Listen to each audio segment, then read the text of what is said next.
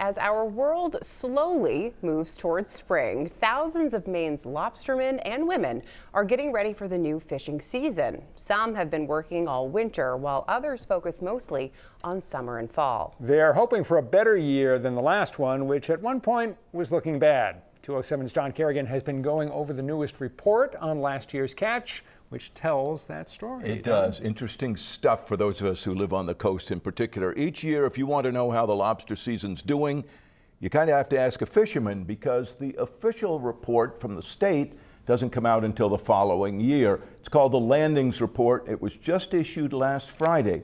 And what it says about Maine's lobster catch last year has some good news and some that raises questions. They are a wild harvest and Maine's brand to the world.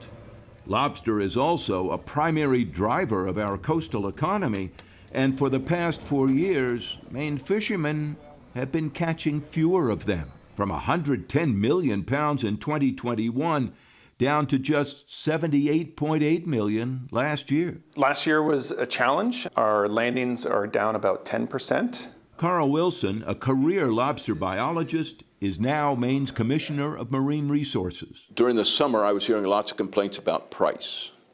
And how did they do this year as far as value? Well, value and price was actually, when it all evened out, was the third highest value. Fishermen earned over $461 million at the dock for that catch because of an average price of $5.85 a pound.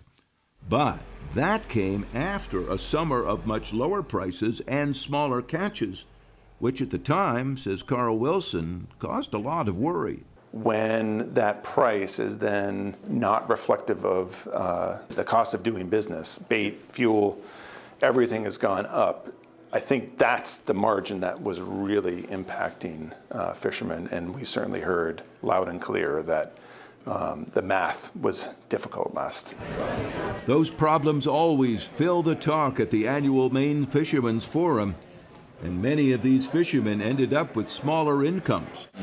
Sonny Beal is the new chairman of the Maine Lobstermen's Association. You go to the grocery store, the price is up on everything, and that's including fuel and bait for us, and on all of our supplies, our traps have tripled in price, rope has doubled. I mean, just, the cost of doing business has gone up. In fact, the department says when you factor in the effects of inflation, the fishermen's income was the same as it was back in 2008. So this year, do you expect any change in that?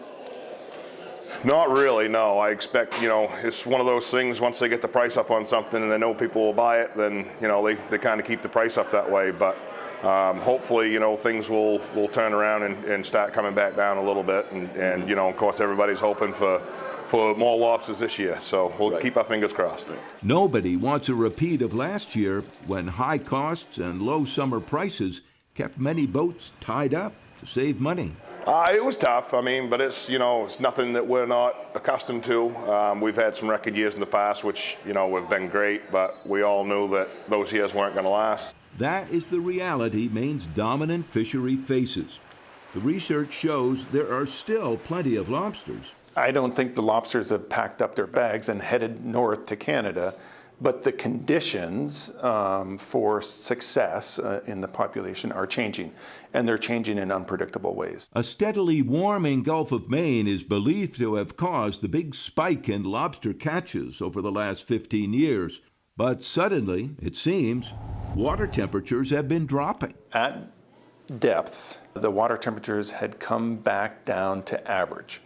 So when you're in a 20-year pattern of increasing, average feels like a pretty strong reduction in temperature. I asked Sonny Beal about that. We're having a cold winter, kind of an old-time winter, right? And especially on the coast, I think. Yep. What does that mean? That means cold water, and that means lobsters don't want to shed in the cold water. They're going to be hibernating. It's just like last year. That's another reason for the down catch of last year in 25. That the whole spring was freezing. It was 2 months of 30-degree weather, and that cools the water temperature off. Like right now, the other day, the water temperature was below 40 degrees. I mean, I don't know how long it's been since I've seen that. I mean, that is cold water, and it's going to take a long time to warm up. And, you know, everybody knows spring in Maine, that's 4 months long, so it's going to take a while.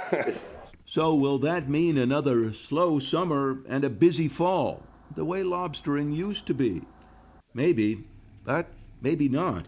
And after that? Our juvenile surveys through traps, divers, and other means all indicate that we've still got plenty of lobsters on the bottom, and there is some stability to that. But I think when you're dealing with a natural population, stability is something that can be hard to achieve. So you want that? You want stability and predictability, right? Stability is the best thing. I mean, fluctuating back and forth is not good for anybody. It's not good for the ecosystem. It's not good for anything living in the Gulf of Maine, you know, that includes lobsters. Yeah, but you're probably not going to have that. Probably not. We have an economy and a coastal way of life that still depend on fishing incomes. But much of that is still, as Sonny Beale says, up to Mother Nature. That annual landings report covers all the species that are harvested commercially on the coast of Maine. One of them we talked about back 2 months ago, which is clams, and bright, for those who love clams, bright news for clams. They caught quite a few more of them last year, and the value of that catch went up $6 million. Big increase. So there you go. All right. Thank you, Don. Thank you. Coming up.